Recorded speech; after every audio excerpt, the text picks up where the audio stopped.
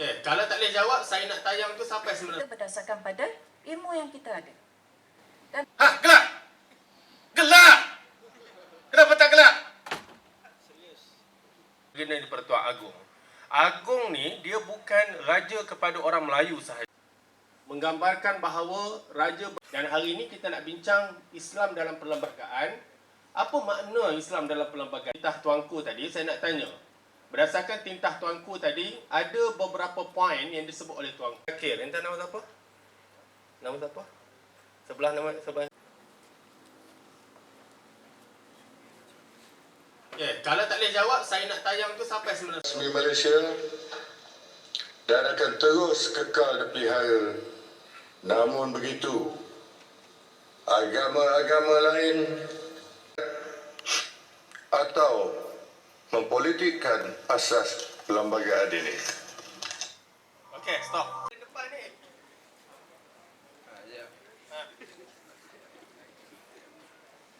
Right.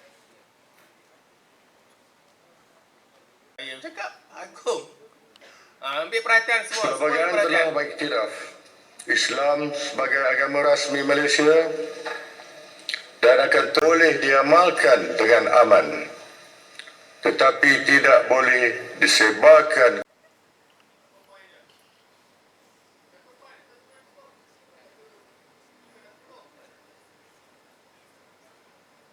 Okey, tayang sekali lagi.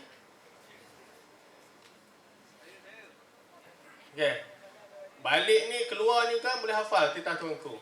Islam yang menyebarkan agama dia kepada orang Islam, sebar ini termasuklah dalam agama mereka dengan maksud untuk mengajak orang Islam. Dalam kes ni Elin, dia cabar enactment Kanun Jenayah Syariah 1/2019 Negeri Kelantan. Antara yang dia cabar adalah berkenaan dengan undang-undang yang ada di dalam enactment tersebut berkenaan dengan kesalahan menghina tempat ibadah. Akhirnya Mahkamah Persekutuan membuat keputusan bahawa enactment ataupun section tersebut tidak sah dan dibatalkan. Sebab apa, saudara? Islam untuk merosakkan tempat ibadah agama lain. Nampak? Maknanya apa? Maknanya perlembagaan kita bukan saja menjamin Islam sebagai agama persekutuan kita, bahkan juga menjamin kepercayaan, amalan agama bagi orang bukan Islam. Dan yang ketiga saya sebut tadi bahawa dalam perlembagaan juga untuk mengawal, menyekat doktrin, etikat. Okey, 3 perkara saja.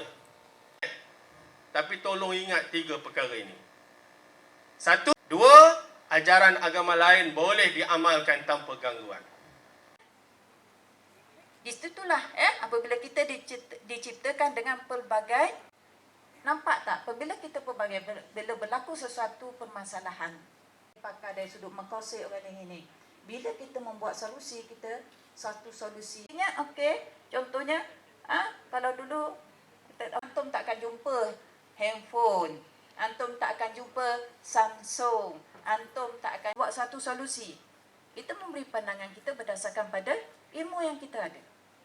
Dan tidak semestinya pandangan kita itu satu pandangan yang ditolak. Kita kata, apalah awak ni suka gambar belah kanan, tak ada seni langsung. Adakah itu sepatutnya kita kata pada kawan kita yang suka pada hijau? Tak.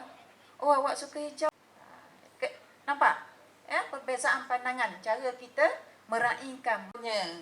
Dia seorang ni, dia suka hitam. Jadi tak perlu kita kata apalah awak ni, tak ada seni langsung. Itu je aspek yang kita perlu jaga. Okay, next. Kelebihan masing-masing. Berdasarkan pengalaman dia, berdasarkan pada exposure dia, antum, terkeluar antum bahasa, sebab saya mengajar dulu dalam bahasa Arab masa kat UM.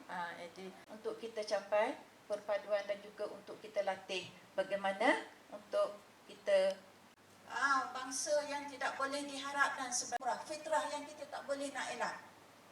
Kita tak boleh nak elak, tapi bagaimana kita manage, kita mencapai perpaduan itu tercapai. Caranya ialah kita Jangan ikut hawa nafsu kita. Ya? Nak tahu jaga solat tak jaga solat, tengok subuh. Mak gerak ke, kawan gerak ke, guru gerak ke, siapa gerak. Otak kita sihat, maka kita juga akan menjadi seorang yang sihat dalam semua aspek. Saya bagi pandangan begini, kita kawan bagi sepatutnya kita kena pergi awal ni. Kita pun yang tu pun kita nak marah. Sebab mood kita dalam keadaan yang tak stabil, sebab kita tidak. Kemudian pada 6 Februari saya berada di Mesir. Kemudian pada 10 ingat enjin ini ataupun body ini masih lagi sama seperti dulu, yang tidak betul. Itu yang utama sekali, ya. Jadi anak-anak, apabila berhadapan dengan isu kerajaan, ya, delivery sistem negara sendiri pun percaya, ya. Jadi kalau kita kaitkan dengan okey. Baik. Sekarang ini saya dah melalui tahap berbagai-bagai dasar kerajaan. Itu masih lagi dengan dasar Wawasan 2020 Tun Dr. Mahathir. Kebetulan saya masuk pula ke Institut Kefahaman Islam Malaysia IKIM, direct di bawah Berhormat Perdana Menteri.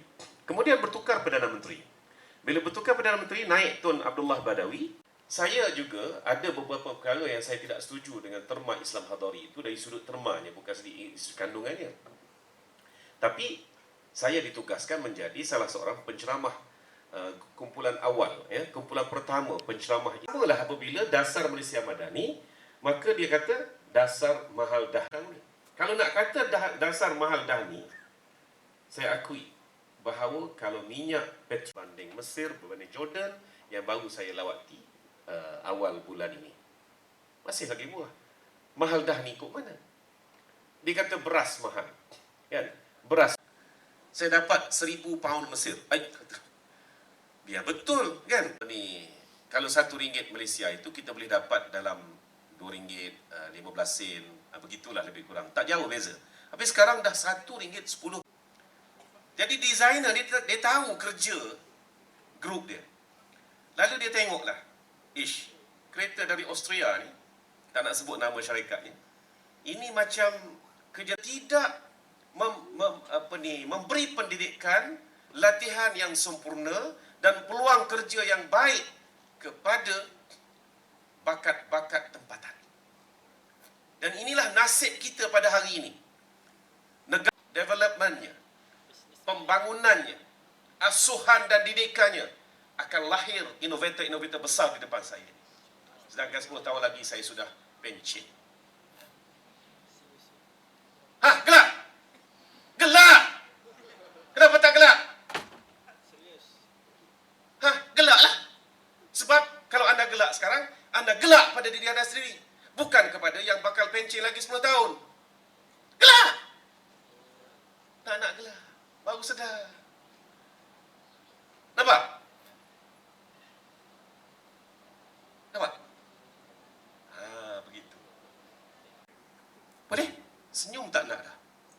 Tadi bukan main lagi. Aku cakap sikit dia gelak, sikit dia gelak. Begitu. Baik. Jangan murung. Bayangkan yang dingin. Dewan ini masih selesa. Ya? Ayahanda tidak marah. Berbicara kepada anak anda sekalian daripada hati nurani saja. Yang kedua apa dia? Cuba baca. Antisipasi awal, iaitu mendorong pembangunan ekonomi. Kan? Maka kita pun terpaksa siasat. Dedak ni tadi datangnya dari proses makanan ayam. Itu baru Selangor. Untuk cover satu Selangor. Negeri lain bagaimana? Maka semua negeri mestilah digerakkan untuk buat tindakan yang sama. Barulah. Ya? Kemudian, masyarakat kita pada hari ini tidak boleh adakan pada hari ini begitu banyak institusi pengajian, begitu banyak universiti. Zaman saya, ya, saya ambil SPM 1989 dulu, ya, anak-anak, ya, nak masuk universiti, ya Allah ya Rabbi, punyalah payah. Sebab apa? Peringkat tinggi mana pun, satu bas dari kampung semua hantar, kan? Nak ceritanya excited masuk universiti. Tapi pada hari ini, rasa kamu tergelak diri sendiri? Kamu rasa bangga tak duduk belajar sini? Siapa kamu 10 tahun akan datang? Tu dia. So, inilah, ya, mesti bermula daripada pendidikan dan pembangunan warisan tadi. Yang keempat, kebebasan dan hak asasi. Dan seterusnya, pertumbuhan ekonomi berkekalan. Kita pada hari ini, sebab saya rapat dengan sahabat-sahabat di Jabatan Pertanian dan juga Mardi, ya. Masalahnya, ketika bawang mahal di pasaran dunia, kita hampir 1 bilion setahun import bawang saja. 1,000 juta setahun untuk import bawang saja. Buat orang Malaysia ada makan bawang sebenarnya. Patutlah dipanggil membawang pun sebenarnya. Kan? Celek-celek mata dia bawang. Apa tidaknya? Dalam nasi lemak ada bawang tak? Masuk bawang tak?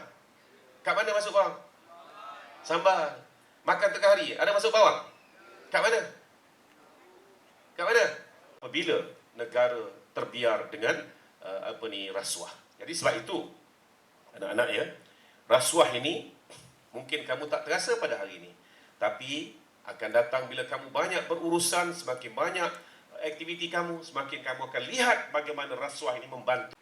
Kepada Pengarah AKTBN Sepang, dijemput Pengarah Yadim Selangor Encik Muhammad Fitri Aziz bin Muhammad Yusof mengenangi Ketua Pegawai Eksekutif Ustaz Haji Zamri Zainal Abidin